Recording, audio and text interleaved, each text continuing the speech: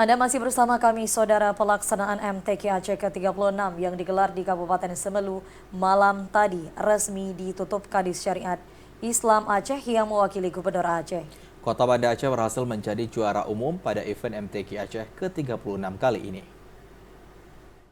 MTQ Aceh ke-36 yang digelar di Kabupaten Semelu pada malam tadi secara resmi ditutup oleh PJ Gubernur Aceh yang diwakili Kepala Dinas Syariat Islam Aceh di lapangan Pendopo Bupati Semelu.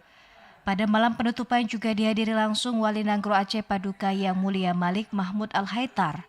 Pada malam penutupan sejumlah juara pada semua cabang diumumkan oleh Dewan Hakim. Selain itu juga turut diumumkan oleh LTPQ Aceh untuk tuan rumah MTQ Aceh ke-37 yang akan digelar di Kabupaten Pidi Jaya pada tahun 2025 mendatang. Pada pelaksanaan MTQ tingkat Provinsi Aceh, Kota Banda Aceh berhasil menjadi juara umum MTQ ke-36 dan berhak membawa pulang piala bergilir MTQ Aceh. Sementara juara bertahan sebelumnya Kabupaten Aceh Besar berada di urutan kedua. Kabupaten Semelu yang menjadi tuan rumah MTQ kali ini menempati urutan kelima dari 23 kabupaten kota di Aceh. Dari Semelu, Al-Hasab TV Aceh melaporkan.